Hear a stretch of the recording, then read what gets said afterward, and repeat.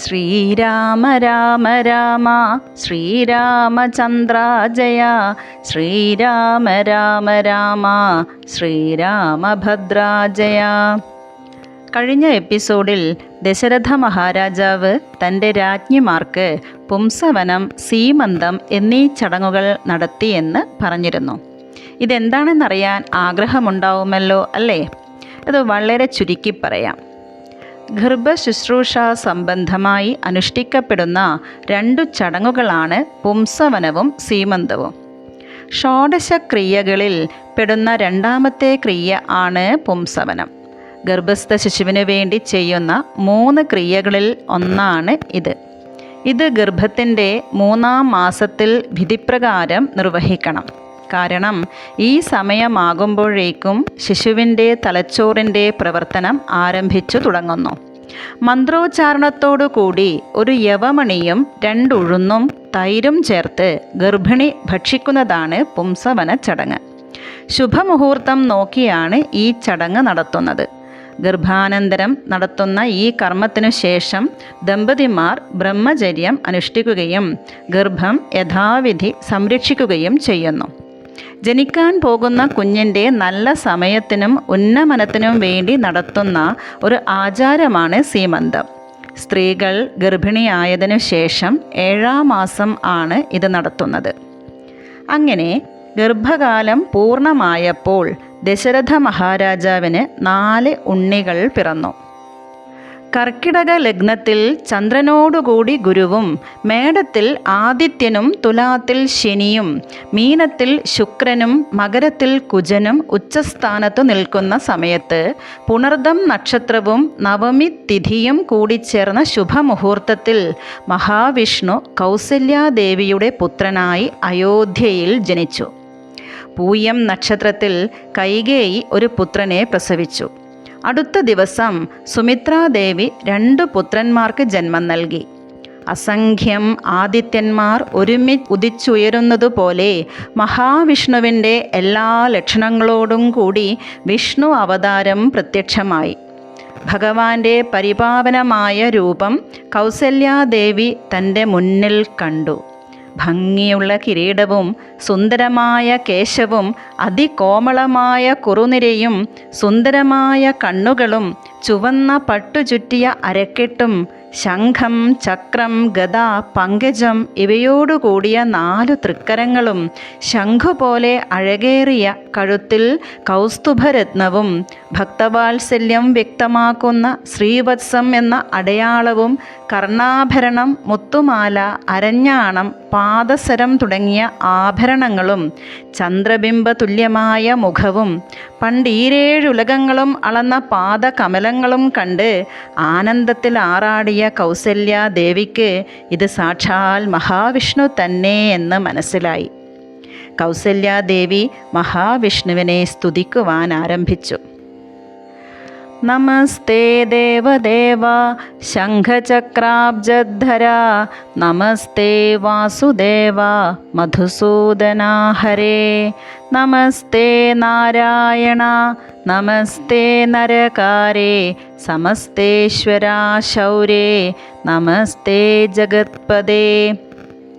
അല്ലയോ ശംഖചക്രാബ്ജധാരിയായ വാസുദേവ, മധുസൂദന, നാരായണ, നരകനാശന, ജഗത്പദേ, അങ്ങേയ്ക്ക് നമസ്കാരം.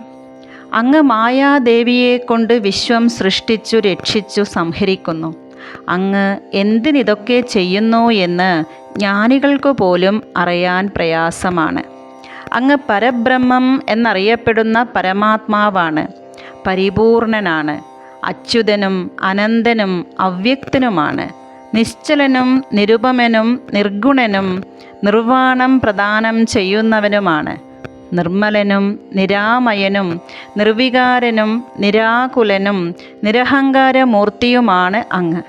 നിഷ്കളങ്കനും നിരജ്ഞനും നീതിമാനും നിഷ്കൽമഷനും നിർഗുണനും വേദാന്തവാക്യങ്ങളുടെ അർത്ഥം കൊണ്ട് അറിയത്തക്കവനും നിഷ്ക്രിയനും നിരാകാരനും നിഷ്കാമനും യോഗികളുടെ ഹൃദയത്തിൽ വസിക്കുന്നവനും ജ്ഞാനികളുടെ ഹൃദയ കമലത്തിൽ ഒരു വണ്ടെന്ന പോലെ കുടികൊള്ളുന്നവനും ആയ അങ്ങ് സത്യജ്ഞാനാത്മനും സമസ്തേശ്വരനും സനാതനനും ആണ്.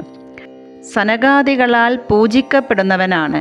തത്വാർത്ഥ ബോധരൂപനും സകല ജഗന്മയനും ആയ നിന്തിരുവടിയുടെ ഉദരത്തിൽ അസംഖ്യം ബ്രഹ്മാണ്ഡങ്ങൾ കിടക്കുന്നു.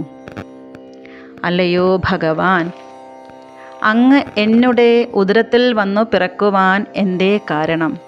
അങ്ങയുടെ ഭക്തവാത്സല്യം വളരെ നന്നായി എനിക്ക് അനുഭവിച്ചറിയുവാൻ സാധിക്കുന്നു.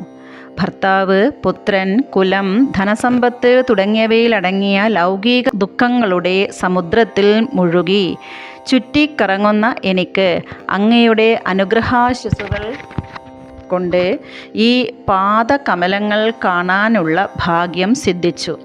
അങ്ങയുടെ കാരുണ്യത്താൽ ഈ രൂപം എന്നെന്നും എന്നുടെ മനസ്സിൽ വസിക്കണമേ.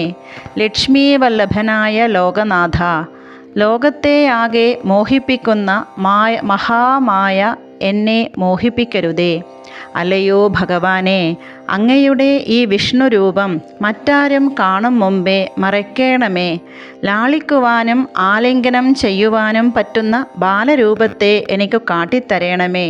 ഭക്തി കൊണ്ട് ഈ ദുഃഖമയമായ സംസാര സാഗരം താണ്ടാൻ എനിക്ക് കെൽപ്പുണ്ടാക്കി തരയണമേ എന്നിങ്ങനെ സ്തുതിച്ചുകൊണ്ട് കൗസല്യാദേവി ഭഗവാനെ നമസ്കരിച്ചു.